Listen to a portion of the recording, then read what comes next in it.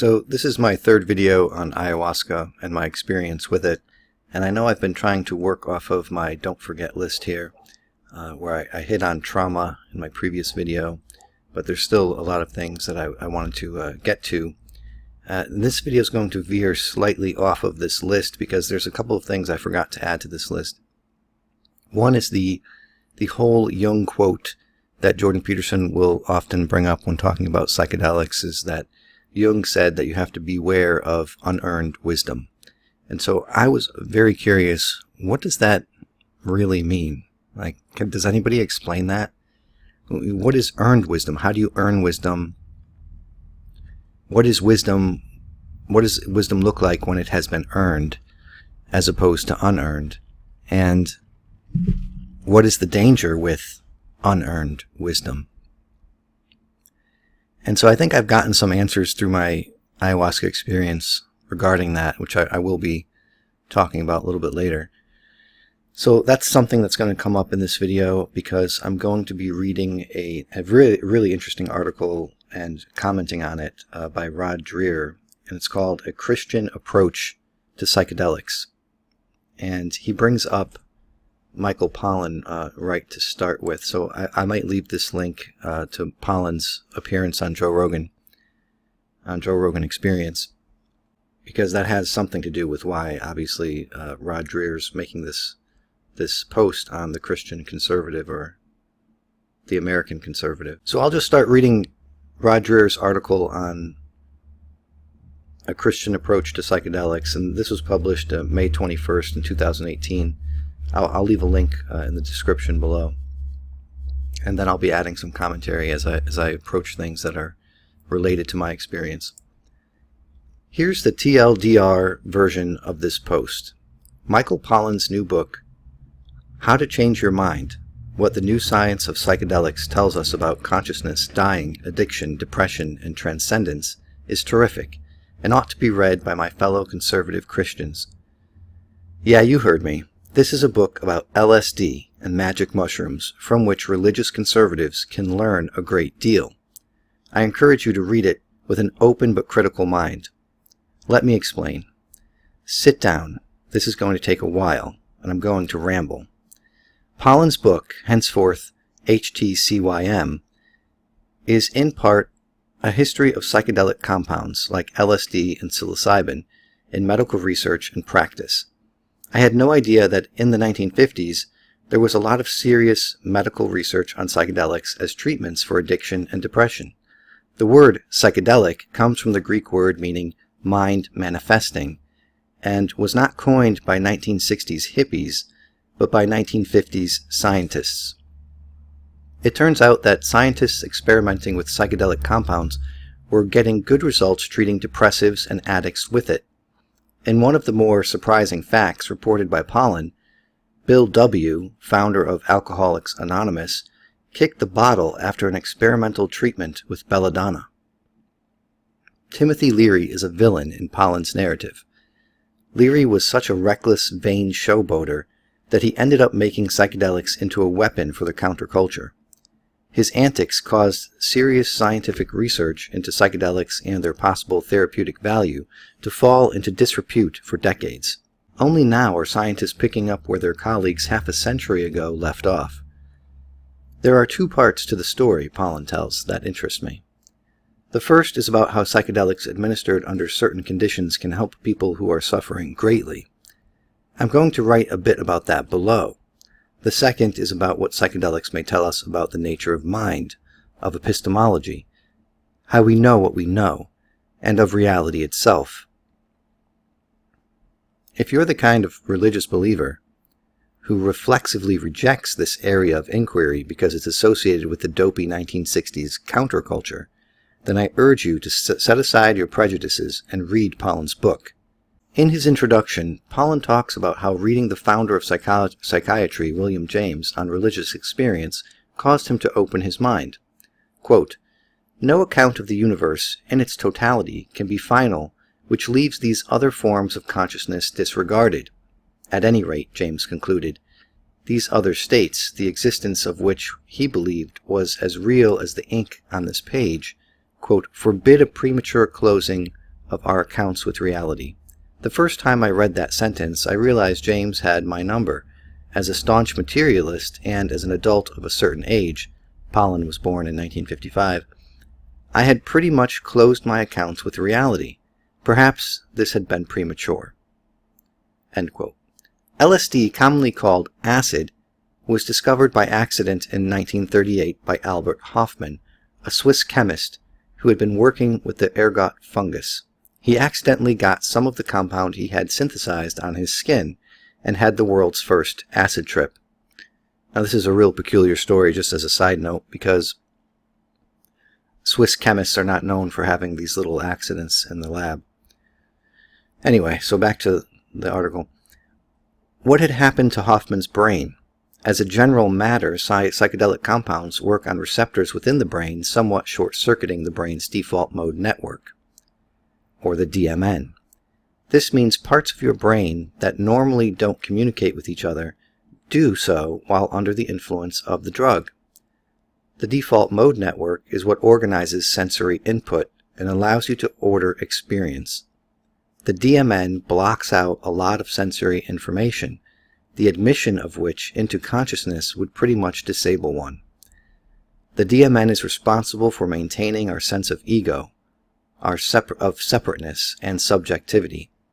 So if you look at that as another side note regarding Jordan Peterson, how he often will talk about how, our sensory experience is not about so much a coming to know what's out there in the sensory world, but it's rather limiting what we can know in the world out there so that we can act in the world.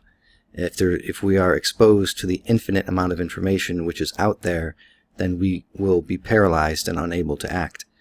And this also is reminiscent to Don Hoffman, which is again someone I want to get into later on in these videos, in this video series, who's talking about how the world out there that we see is more akin to a computer desktop with icons and so forth. The icons allow you, the objects in the world are like icons. These things allow you to work in the world in a meaningful way, that to have a life, but they are not the world themselves. They are merely representations of the world in itself. And I go on at length about this in my various videos. If this is the first time you're watching this, one of my videos, because you're interested in ayahuasca, the world in itself, this is a philosophical concept that, people have been talking about for a long time, thousands of years. According to Pollan, when you're tripping, the DMN is suppressed, and you lose the sense of a barrier between yourself and the world outside. You experience that world with a much heightened sense of wonder. Much of Pollan's book is taken up with the therapeutic use of psychedelics and accounts of how they have helped people. Some who have been afflicted with addiction, compulsion, and depression find that a single psychedelic experience under clinically supervised conditions serves to, quote, reboot their brain and to break the harmful patterns of thinking.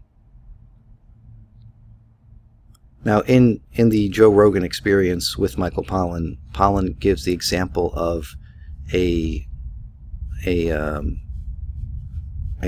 mountain used for skiing, a ski slope that has many ruts and tracks sort of built into it over the day's use, let's say, or the week's use, whatever.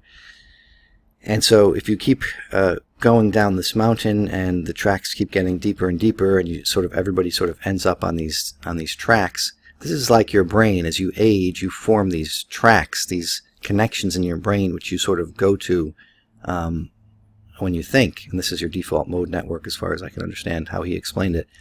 And what the psychedelic use does is sort of lay down a fresh coat of powder, so that the tracks are no longer there, and you can sort of choose your own way down the mountain again.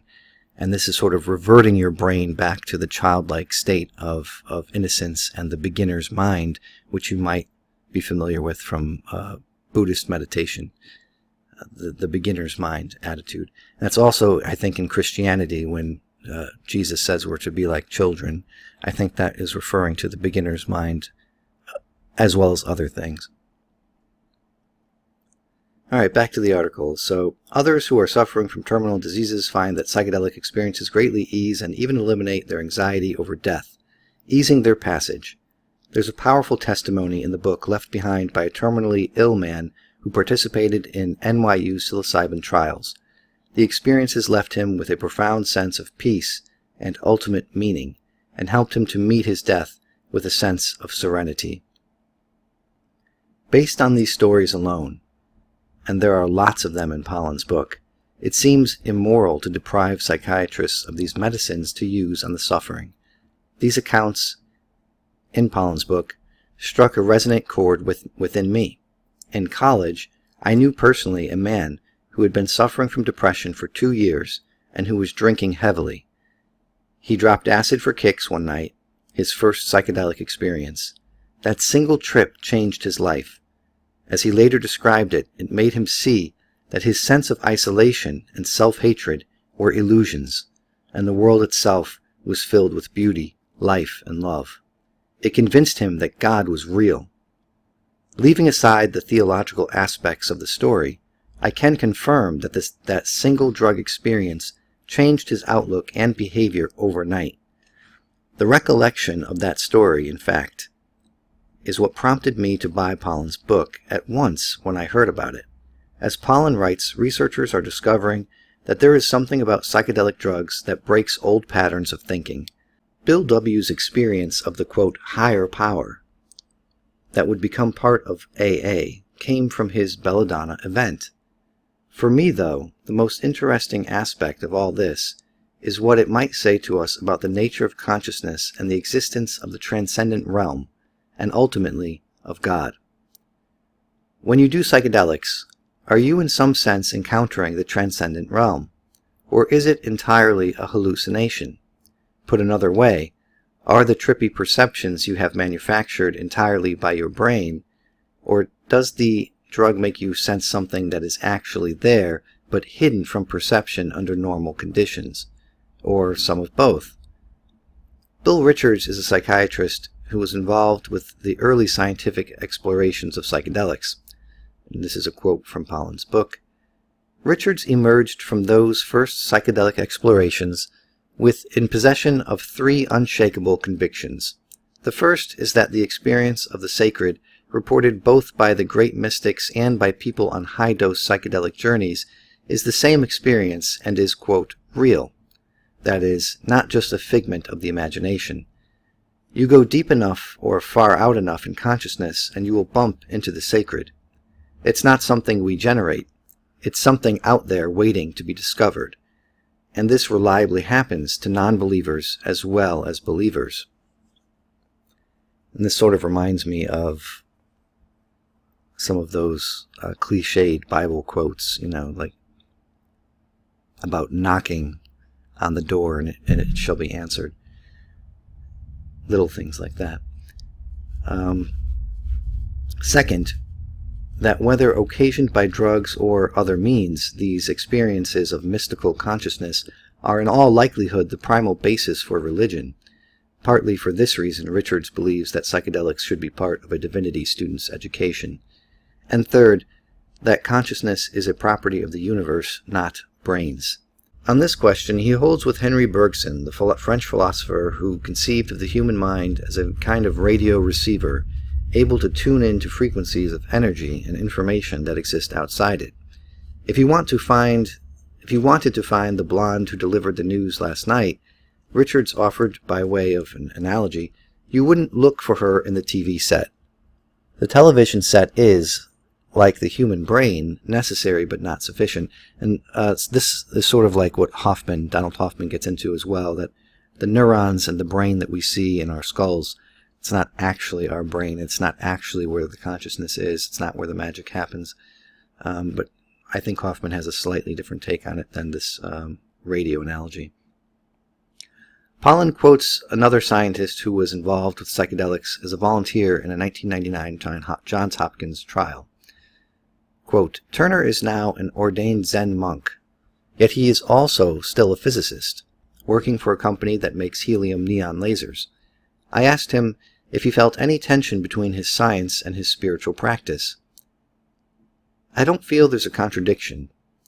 Yet what happens at Hopkins has influenced my physics. I realize there are just some domains that science will not penetrate. Science can bring you to the Big Bang, but it can't take you beyond it. You need a different kind of apparatus to peer into that." End quote. In 2006, Hopkins neuroscience researcher Roland Griffiths published a landmark paper based on these trials. The famed religion scholar Huston Smith had this to say about Griffiths' work, quote, "The Johns Hopkins experiment proves that under controlled experimental conditions, psilocybin can occasion genuine mystical experiences. It uses science, which modernity trusts, to undermine modernity's secularism. In doing so, it offers hope of nothing less than a sacralization of the natural and social world, a spiritual revival that is our best defense against not only soullessness, but against religious fanaticism. And it does so in the very teeth of the unscientific prejudices built into our current drug laws." I think that's an interesting phrase here. It uses science, which modernity trusts, to undermine modernity's secularism. And I think there's something going on there in a similar way with Jordan Peterson and Don Hoffman. Okay, there's a lot to process here. What is a mystical experience? According to Pollan, William James set out 4 criteria that he says separate authentic mystical experiences from counterfeit ones. So number 1, the experience is ineffable. People who have undergone them struggle to convey what the experience is like. Number 2, the experience is noetic. You have the sense that you have learned something profound. You have the sense that you have learned some profound truth or truths that you couldn't have learned any other way. Quote, "Dreams cannot stand this test," James wrote. People who have these experiences often change their lives in meaningful ways. Number 3, the experience is transient. It lasts only a short time, but its effects do not. 4, the experience is passive. People who have the mystical experience aren't seeking it, but only receive it. I have to interject something personal here. In my life, I have had 4 or 5 mystical experiences. 2 of them were profound, life-changing events. One of them I may write about one day, the other I never will. In both of the profound cases, all of James's criteria were met. Those experiences not only have to do with why I am a religious believer, but also with why I am the kind of religious believer that I am. I'm not going to elaborate on either of those cases here, so don't ask. Reading the descriptions in Pollan's book that psychedelic users give of their trips sounded quite familiar to me. Note well that Pollan himself tries several types of psychedelics as research for this book, under supervised conditions, and does not become a religious person because of it. But it does give him profound experiences of awe, experiences that changed the way he saw himself and the world. Pollan points out something that everyone I know who has done psychedelics have said to me. It's not like a narcotic, in that you feel stoned or drunk. You are, in most cases, lucid. Are these experiences less authentic when induced by a chemical, as opposed to by intense prayer, meditation, fasting, and the like? Not from a neurological point of view. It turns out that under observation with fMRI machines, the brains of experienced meditators and the brains of people on psilocybin look a lot alike. Pollan writes that, quote, "The practice and the medicine both dramatically reduce activity in the default mode network." To put it more crudely, the money a man puts in the bank after 30 years of hard work is no more or no less valuable than the money put in the bank by a man who won the lottery. But then the man who acquired that money through hard work will regard it differently. This may be why psychedelic experience is wasted on many people. As a side note, this reminds me of Jung's quote, "Beware of unearned wisdom." So is this another way of understanding that quote and what Jung was talking about, that you can't just get the answers to all life's questions all at once while you're young, let's say.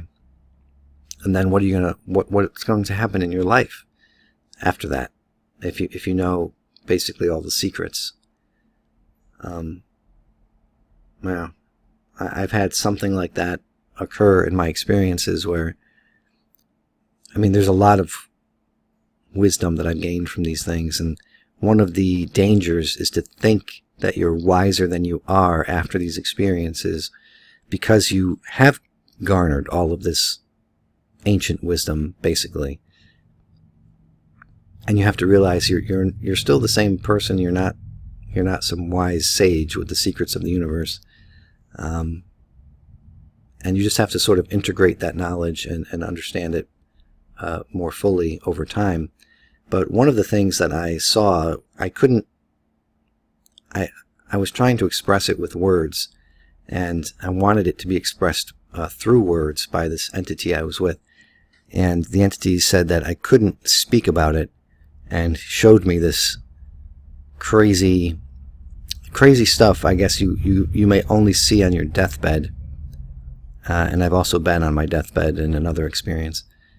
But the stuff that I saw or that I felt, again, I can't talk about it, and I can't talk about it in two ways, in that it's impossible to apply language to it, but I was also told that I can't talk about it.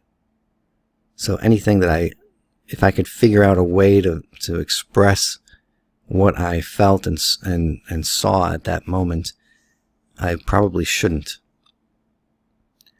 Anyway, so that was a really weird experience, and kind of frightening too. To put it more crudely, okay, so I just read that paragraph. Nevertheless, reading Pollan makes me far less inclined to dismiss the value of hallucinogenic experiences because they were acquired cheaply. He writes, "What is more material than a chemical? One could reasonably conclude from the action of psychedelics that the gods are nothing more than chemically induced figments of the hominid imagination. Yet, surprisingly, most of the people who have had these experiences don't see the matter that way at all. Even the most secular among them come away from their journeys convinced there exists something that transcends a material understanding of reality, some sort of beyond. It's not that they deny a naturalistic basis for this revelation. They just interpret it differently. If the experience of transcendence is mediated by molecules that flow through both our brains and the natural world of plants and fungi, then perhaps nature is not as mute as science has told us, and, quote, spirit, however defined, exists out there, is immanent in nature. In other words, just as countless pre-modern cultures have believed. What to my spiritually impoverished mind seemed to constitute a good case for the disenchantment of the world, become in the minds of the more psychedelically experienced irrefutable proof of its fundamental enchantment. So here was a curious paradox. The same phenomenon that pointed to a materialist explanation for spiritual and religious belief gave people an experience so powerful it convinced them of the existence of a non-material reality, the very basis of religious belief. This is heavy stuff. Eastern Orthodox Christianity teaches that the cosmos is panentheistic. What does that mean? Well, from the Orthodox Wiki, oh, and by the way, Dreher, the guy who's writing this article, he was a Methodist who converted to Catholicism and then who converted to Orthodoxy. So, in Panentheism, God is viewed as creator and or animating force behind the universe and the source of universal truth. This concept of God is closely associated with the Logos, as stated in the 5th century BC works of Heraclitus, in which the Logos pervades the cosmos and whereby all thoughts and things originate, e.g., who hears not me, but the Logos will say, all is one. A similar statement attributed to Jesus by John 10:30. While pantheism asserts that God and the universe are coextensive, panentheism claims that God is greater than the universe, and that the universe is contained within God. Panentheism holds that God is the supreme affect and effect of the universe. In Eastern Orthodox Christianity, creation is not part of God, and the Godhead is still distinct from creation. However, God is within all creation, Thus, the parsing of the word in Eastern and Oriental Orthodox Christianity is Panentheism. God indwells in all things, and not Panentheism. All things are part of God, but God is more than the sum of all things. The Eastern Orthodox and Oriental Orthodox churches have a doctrine called Panentheism to describe the relationship between the uncreated God, who is omnipotent, eternal, and constant, and his creation that bears surface similarities with the panentheism described above, but maintains a critical distinction. Most specifically, these churches teach that God is not the watchmaker God or mechanical God of philosophy found in Western European Enlightenment. Likewise, they teach that God is not the, quote, stage magician God, who only shows up when performing miracles.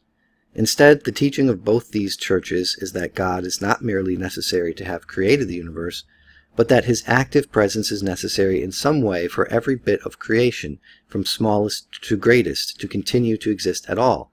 That is, God's energies maintain all things and all beings, even if those beings have explicitly rejected him. His love of creation is such that he will not withdraw his presence, which would be the ultimate form of slaughter, not merely imposing death, but ending existence altogether. By this token, the entirety of creation is sanctified, and thus no part of creation can be considered innately evil. This does not deny the existence of evil in a fallen universe, only that it is not an innate property of creation. This Orthodox Christian panentheism is distinct from a fundamentalist panentheism in that it maintains an ontological gulf or distance between the created and the uncreated. If this is true, and I believe it is, then it strikes me as likely consonant with Henry Bergson's theory of consciousness, that it does not emerge from the brain, but that the brain is rather a receptor of the consciousness that is really there.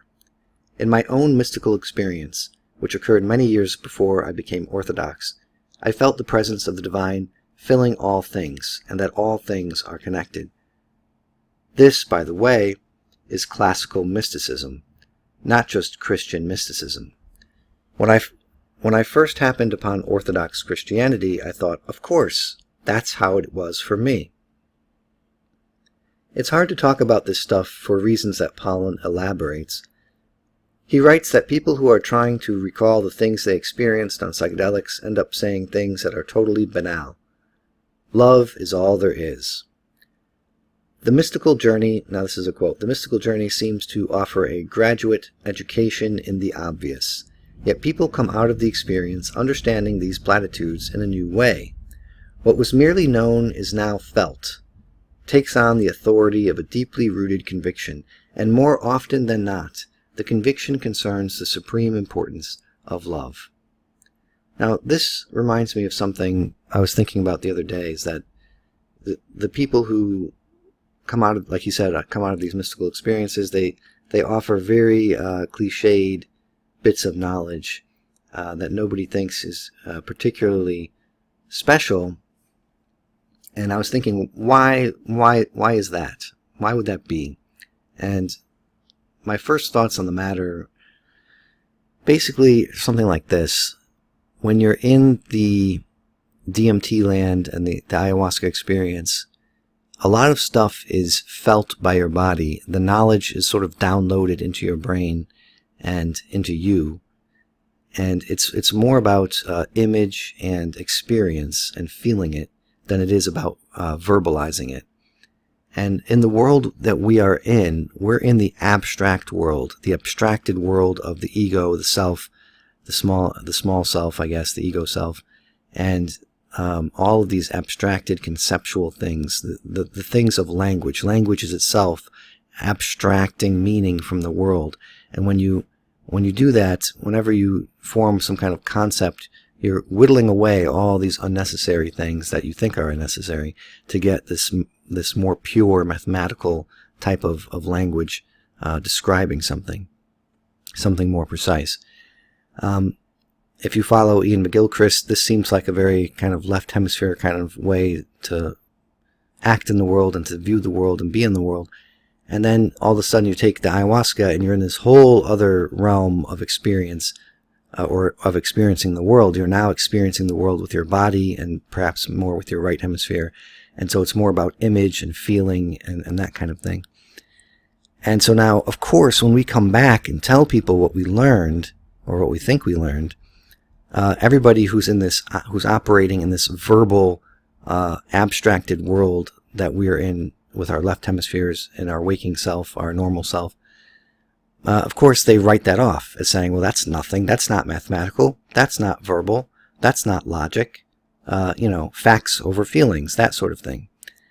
And so it's just written off because that's not what the master of this world, at least in our brains, thinks is useful or interesting or vital.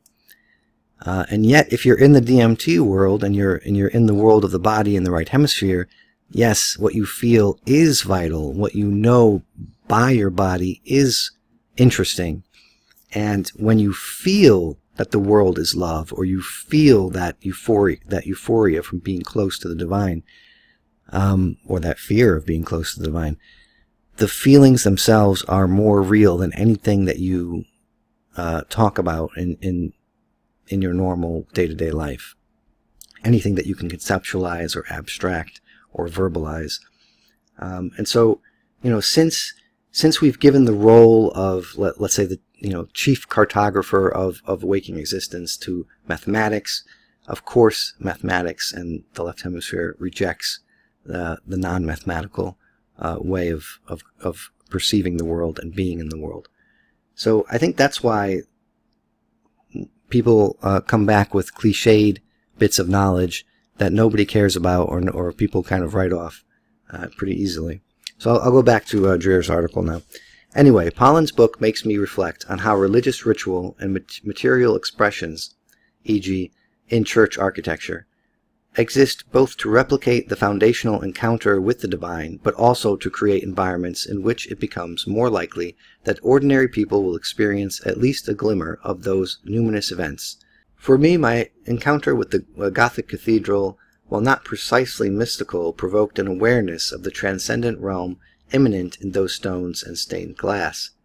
Pollan concludes that the psychedelic experience compels us to question our notion of reality. Quote, "The model suggests that our perceptions of the world offer us not a literal transcription of reality, but rather a seamless illusion woven from both the data of our senses and the models in our memories. Normal waking consciousness feels perfectly transparent, and yet it is less a window on reality than the product of our imaginations, a kind of controlled hallucination." As a side note, this is everything I've been getting into with William Blake in previous videos, so Fearful Symmetry Friday stuff. Huston Smith on this point, quote, "A spiritual experience does not by itself make a spiritual life. Integration is essential to making sense of the experience, whether in or out of the medical context, or else it remains just a drug experience." And this is something I want to say again as a side note. You'll often hear people like Terence McKenna and his brother talk about set and setting. And so when you go into this experience and treat it with respect and treat it as something special, treat it as something religious potentially, you will come out of it. And then when you come out of it, again, treating it with respect, treating it as something as possibly religious, you're going to get benefits out of that, commensurate with how you're treating it, right? But if you're treating it as just a way to escape reality, perhaps, I guess that's the one way you can put it, then yeah, all you're going to get out of it, for the most part, is escapism. I think, there is something the ayahuasca brings to you, but, once you have the ball, as they say, then the ball's in your court. It's up to you what you do with it. So people can totally waste the mystical experience and just never integrate it, never think about it, just put it in the back of their head, or just try to not remember it, because sometimes the experience can be so powerful that it will disrupt the rest of your life. If your life needs changing, for example, and you know perfectly well this is something Jordan Peterson talks about, you know perfectly well how your life has to change and what has to change. And this ayahuasca sort of brings it to the forefront of your consciousness, and it will show you that, at least for most people. And perhaps for most people, that kind of those changes will destroy who they think they are, which is why they might forget about it if they don't treat this as a religious, or if they don't treat this event as seriously as it needs to be treated. Anyway, so I'll go back to the article. Which is why so many people who dropped acid or did mushrooms at Grateful Dead concerts did not become spiritual. Which is why other people run smack dab into the paranormal and don't allow it to change their lives. My own father was at the center of a poltergeist situation after his father died, and accepted it as real. But it changed nothing in his life, even though the clear lesson of it was about the power of forgiveness. What if what we consider to be normality is in fact simply a take on experience? Rice University's Jeffrey Kripal has written about how dogmatic materialism has caused science and scholars to wrongly dismiss experiences and phenomena that don't fit into their materialist boxes.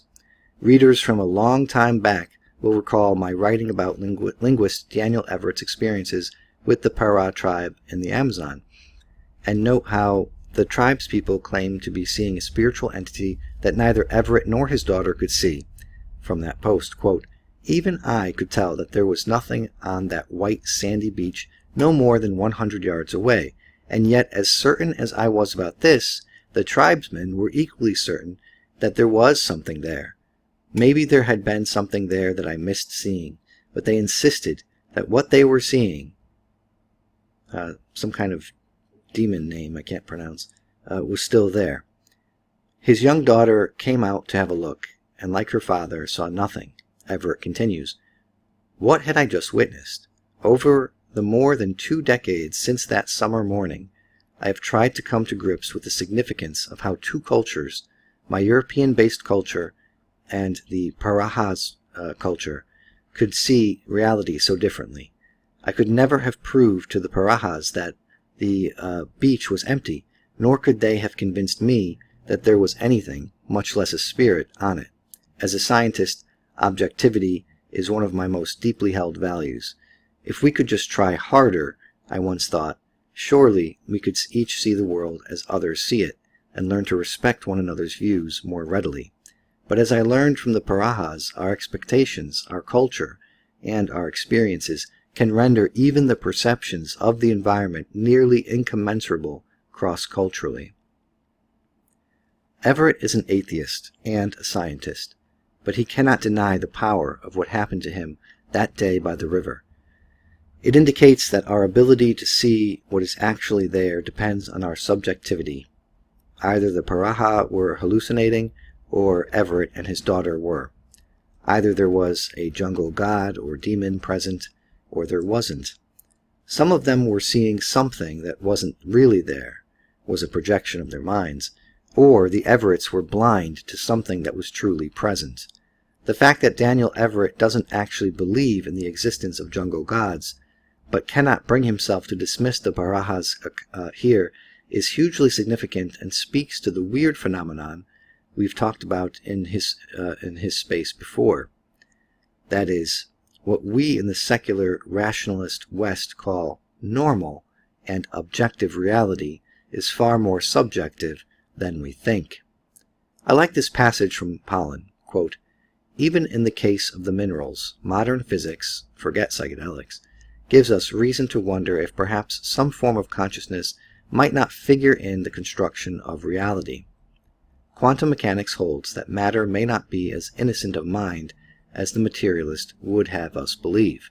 For example, a subatomic particle can exist simultaneously in multiple locations, is pure possibility until it is measured, that is, perceived by a mind." Now, I have to interject myself because I don't believe that's quite true. I think that's a common misunderstanding from people trying to convey the mathematics of this physics to a layperson. And in that translation, I believe people have gotten this wrong. That it's not about being perceived by a mind, that the particle then is instantiated in a certain place. And this goes to coherence and decoherence in physics and quantum physics. And it's only a matter of information being exchanged to another particle. Once the particle is out of isolation, if you have a theoretical particle that is completely isolated from all other information in the universe, and all other information is isolated from that particle's information, then yes, it's impossibility, pure possibility. But if the information is exchanged and they're not in isolation, then it can't be decohered. It's cohered. It's coherent with the rest of the universe. Anyway, look up decoherence and coherence in quantum physics, and you could read more about how it's not about a mind perceiving it. It's just about information exchange. Anyway, so back to this here. Only then, and not a moment sooner, does it drop into reality as we know it. Acquire fixed coordinates in time and space. The implication here is that matter might not exist as such in the absence of a perceiving subject. Needless to say, this raises tricky questions for a materialist understanding of consciousness. The ground underfoot may be much less solid than we think.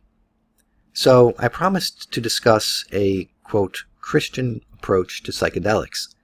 What would that look like? Here are some suggestions and thoughts. We should not dismiss psychedelics out of hand, not for the sake of treating those suffering from mental disorders or terminal illness, but also for those interested in studying consciousness. It is compatible with the metaphysics of pre-modern Christian tradition, especially Eastern Christianity, to believe that God is everywhere present and in some sense, not just symbolic, fills all things. Orthodox Christianity, and maybe Catholicism, posits that this is a theological and metaphysical truth. It has been confirmed by Christian mystics. Psychedelic drugs may reveal this truth in a different way. Pollan is correct to say that a purely neurochemical explanation for these states doesn't negate their spiritual meaning. Certainly not for Christians in the sacramental tradition, who take for granted that God can and does communicate with his creation through matter.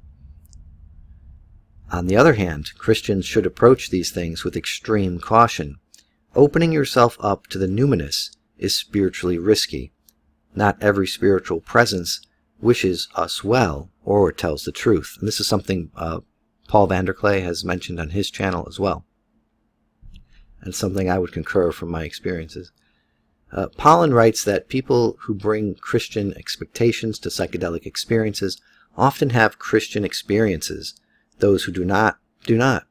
If psychedelic experiences are real, why wouldn't God reveal himself in Christian symbols to non-Christians having them? This is something interesting that I wanted to bring up as well as one of the topics for in my video series on ayahuasca.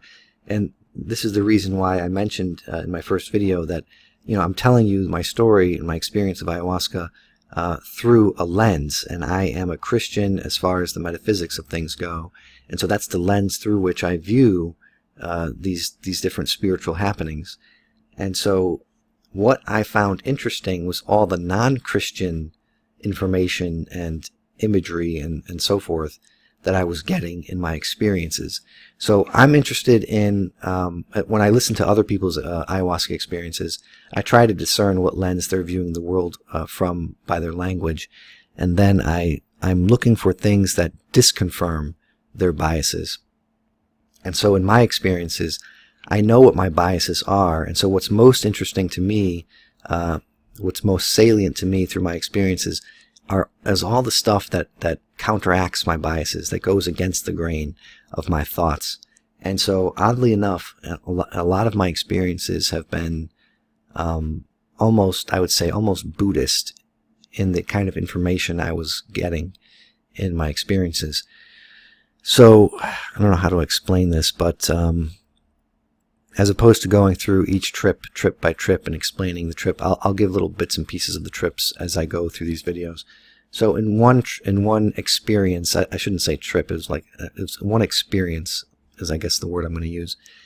I was born into the world, well, first of all, I was disembodied, so I was consciousness, and I experienced being born into the world as many different things. And I would say I was probably born into the world like 1,000 times. It was so many times that 1,000's a good enough number to describe how often this was happening in this journey. And so I was born, like I said, not just as a human being. Actually, I wasn't born at all as a human being. It was all non-human entities that I was being born as, even as small as like a fly. And I remember thinking that my consciousness shouldn't be in this form. I should not be a fly because I'm a human consciousness.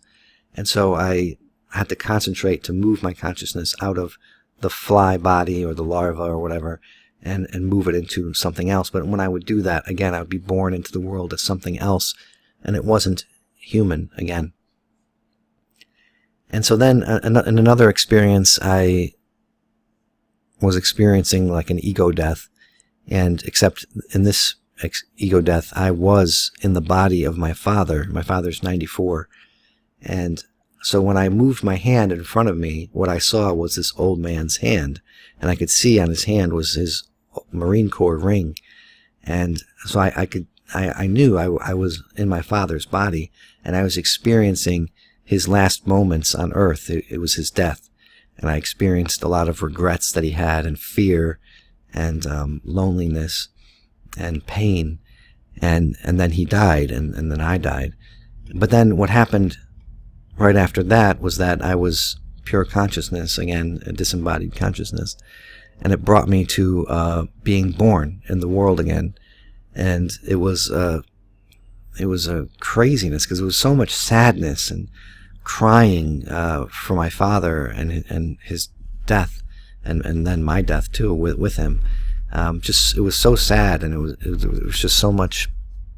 I was literally crying. I had tears running down my face.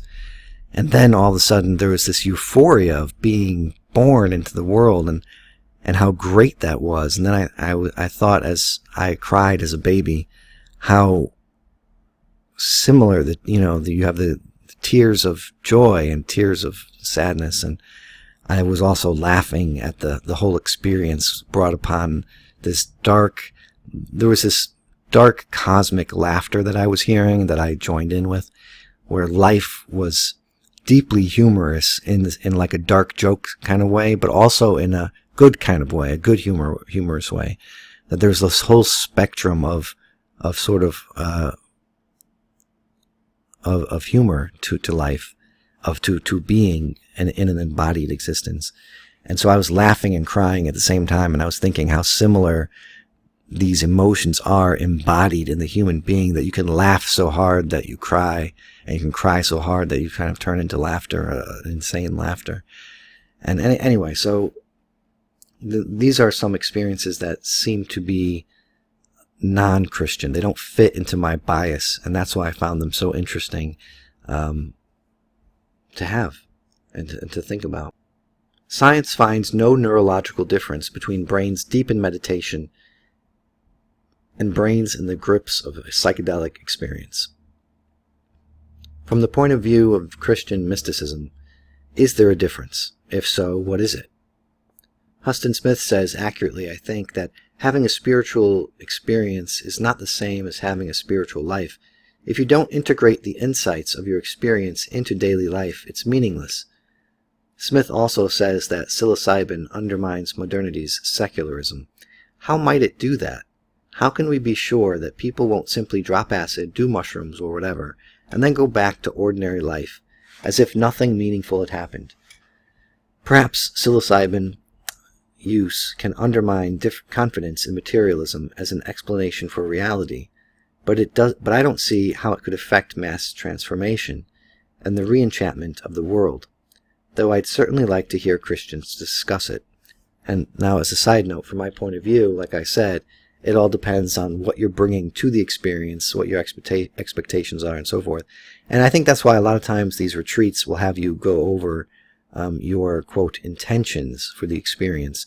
They want you to have some kind of framework to put the experience in order to make sense of it. If you are lacking any kind of framework to work through the experience and to pour all of this sort of this liquid experience into a shape, into some kind of shaped bucket, then you're not going to be able to get much from it. Which is interesting, because you would think if it's, let's say I took some kind of diabetic medication, or let's say a blood pressure pill. The pill is going to change my blood pressure no matter what I think about it, right? Although there are those placebo effects. So in studies, I think for a medication to be put on the market, there's a certain step it has to take above the placebo effect. I don't know what percentage it is, but like there could be 30% of people in a study that are getting the effects of the medicine just by placebo effect, which is incredible. We still don't understand what the placebo effect is about, how it happens. But I think it's a powerful indication of the power of consciousness over what we call matter. So if you're taking ayahuasca, shouldn't it act like the blood pressure pill? Shouldn't it do its thing no matter what to your body? And then you can live with the benefits of having taken that medicine. And I think it's slightly different, where yes, it will change your body to some extent, and it will break down that default mode network. You might get an ego death depending on your dosage. But then the after effects, after it has done all of that, it's up to you. And it seems like it's really like sort of respecting your free will. Now, I got two senses of this during the experience. Whatever this is seems to respect your free will, because you can just say, forget it. I'm not dealing with it. I'm going to live my life exactly how I've lived it, and I'm going to write this experience off as a nothing. You could do that, and it allows you to do that. So in that case, it's not like the blood pressure medicine where it's going to force you into this new state of being or to be this new person or whatever. Just like God, He offers you forgiveness. It's up to you whether you want to take that offer or not, and so forth. So there's a sort of respect for your free will, for your human dignity, for your choice. And on the other end of things, during one of or a few of my experiences, when I'm over my bucket, when I'm prostrate on my hands and knees, I got the deep sense, I got the sense of being primal man. Like there's been tens of thousands of men before me, all over the world, having these mystical experiences, sort of being thrust on their hands and knees before their God. And I was being forced basically into the prostrate position, into the position of worship. And I just got this sense that it was sort of forced worship. And it's just something I had to work through in the experience. But it was a very real thing. It was a very real sense of what was going on. And again, it's hard to put into words. It was very mystical. It was very otherworldly to have that sense. And then he goes on. So, can psychedelic data be accounted for within a Protestant worldview? Do psychedelics undermine Protestantism in a particular way? If a Protestant pastor took psilocybin in a controlled experiment, he would have many of the same experiences as everybody else who takes them, but they work on the brain the same way, because they work on the brain the same way. How would he explain them? Maybe some of you readers are Protestants who have done psychedelics as believers, or before you were believers. How do you regard that experience?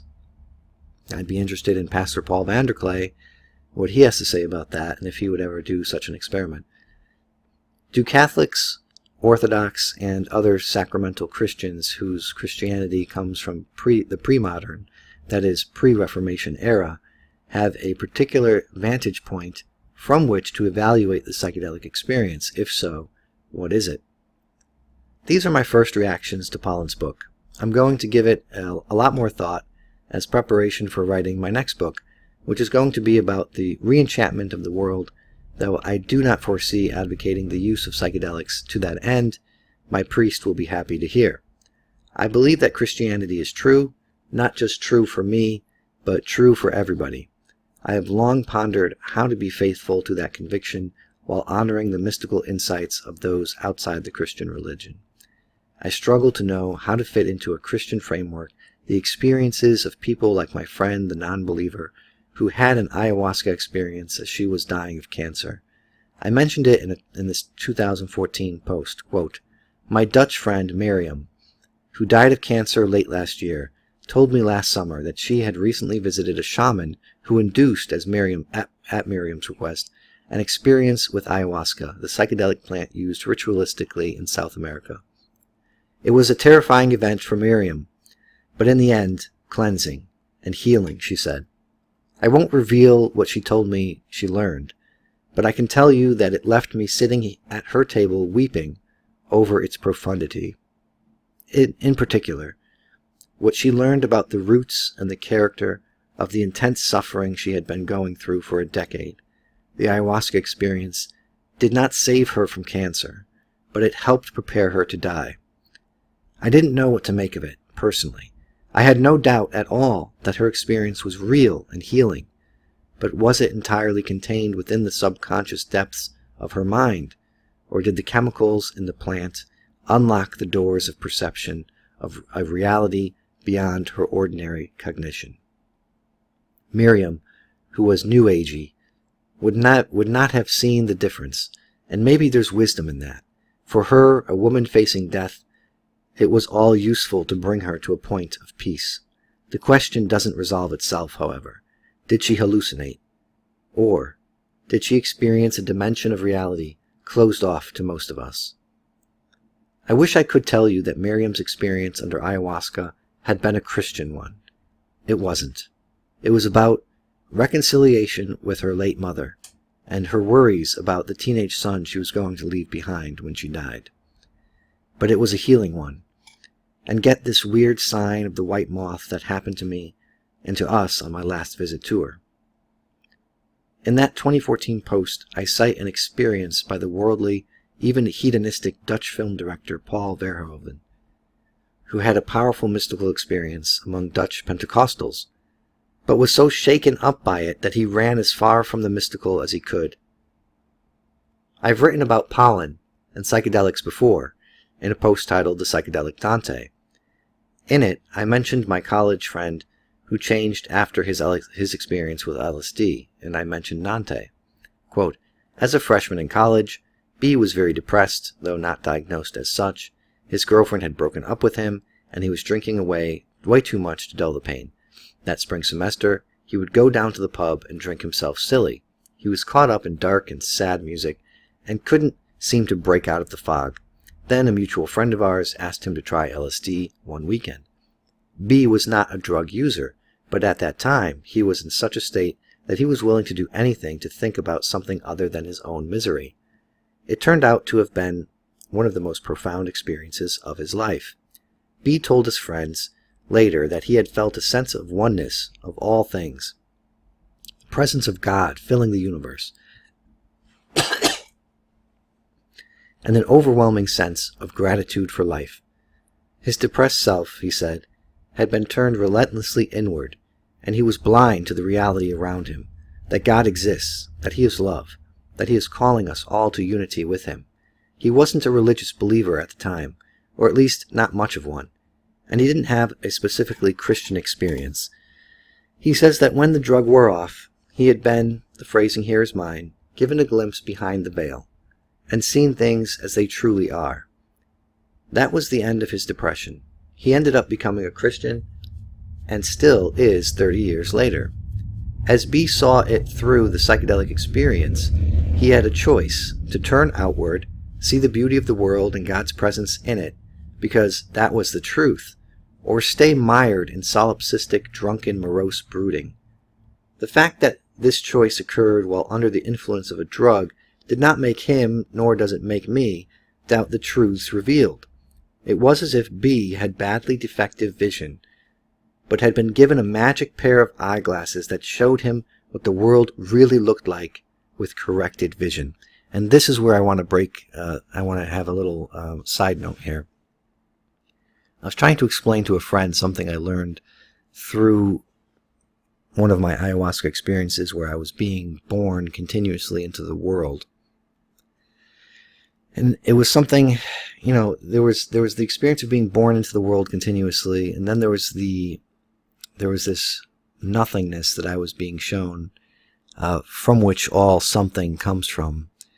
Sort of like how space is nothing, but we're all in space. It's that kind of thing. And it was kind of a frightening void. And when I was looking into the void, I was disintegrating. I was having something like an ego death. And I was shown something about living our embodied lives. And it's hard to express. I was trying to grasp for words while I was explaining this to my friend as well. And trying to explain these things is also part of integrating them into your life and into your own knowledge base. So a lot of these, you'll see these YouTube videos about ayahuasca experiences and trip reports. The person doing the video, making the video itself and talking about the experience is a way to integrate it into your life. So here's my second attempt at trying to explain this. So what I grabbed and reached for was this idea that being embodied is a way of putting things in focus, certain things that can't be in focus otherwise.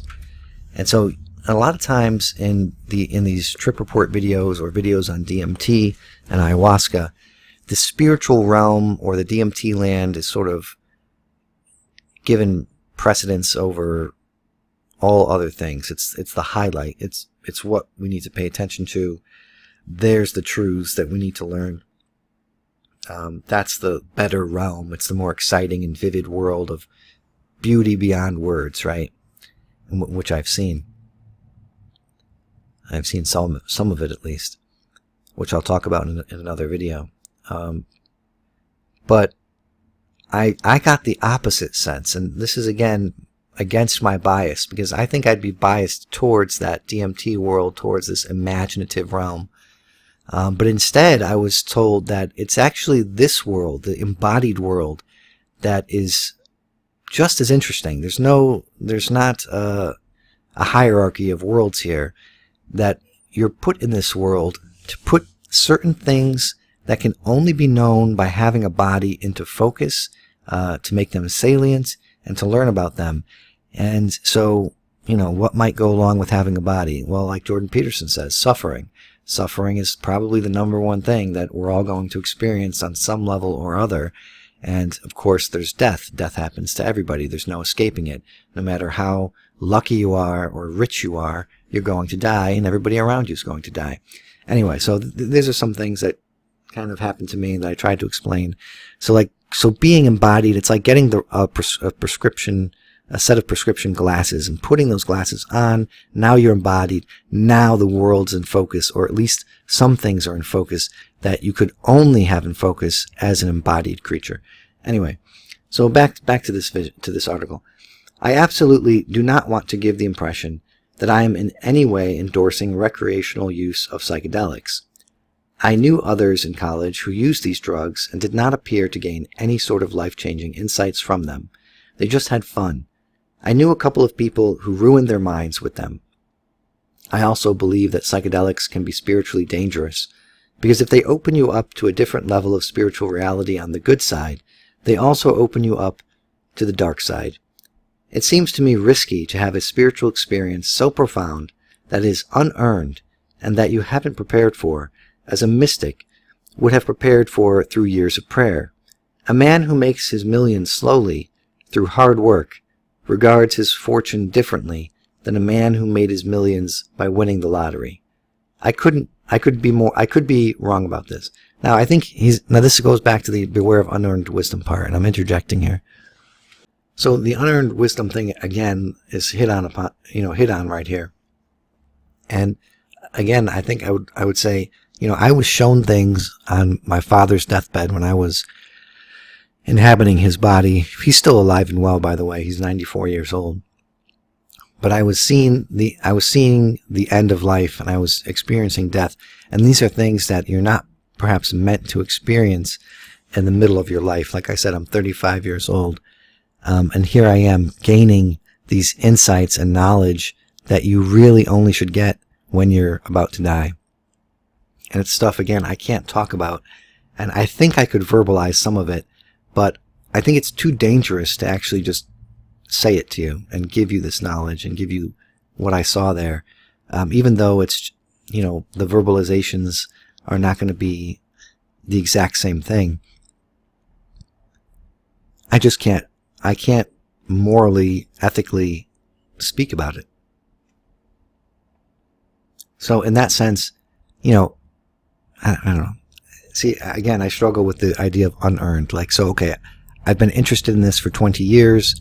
I've had many different kinds of spiritual and religious experiences, dealing with suffering and death, and I'm saying hardcore, the most important types of experiences.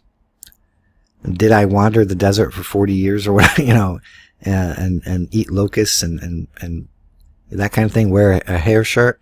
No, I have not done that. So, do you need to do that to have wisdom? And these are questions I'm still struggling with.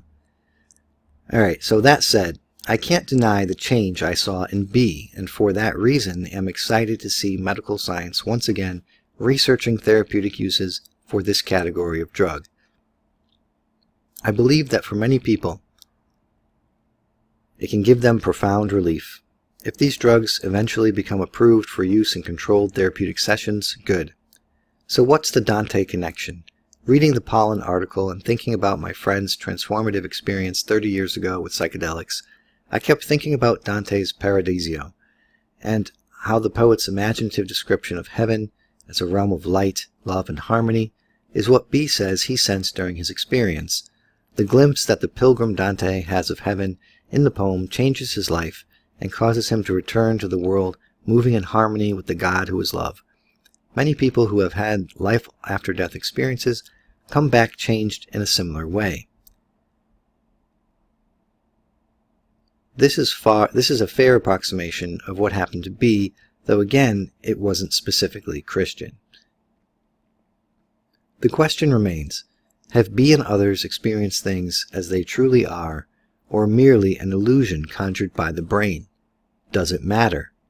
If these depressed people and others are having these life-changing positive experiences under the influence of psychedelics, should it matter if they are real or hallucination? And here I would interject, as I believe, Jung and Jordan Peterson might say, these experiences are just as real as any other, quote, real experience that you might have. What is real? That's what they would say.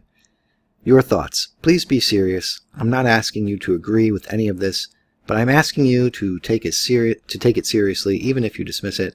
I want to have a real conversation about this, not just deflect wisecracks and pot shots. And then he goes on to have some updates to this piece that he wrote. I don't think it's necessary to quite read them. He emphasizes that he's not encouraging people to fool around with psychedelics. And what else here? Then he has a second update. Again, I'm going to put a link to this article in the description below. And yeah, that's it. So there's nothing really in the updates that I have to urgently mention here. But so yeah, he wants to have a conversation about psychedelics and Christianity. I think it would be really interesting to hear what Paul Vanderklay has to say about that, since I follow Paul Vanderklay, and a lot of you do too as well. So what do you all think about that? About Christianity and psychedelics and being a Christian and potentially using psychedelics. I know someone commented on my other video about how I reconcile my Christianity, my Christian beliefs, with taking a drug like ayahuasca. And so I was curious I kind of sensed where this was going. So I asked the person how they would answer, how would they reconcile being a Christian and, having the knowledge they do of what it means to be a Christian, and then using a drug like ayahuasca.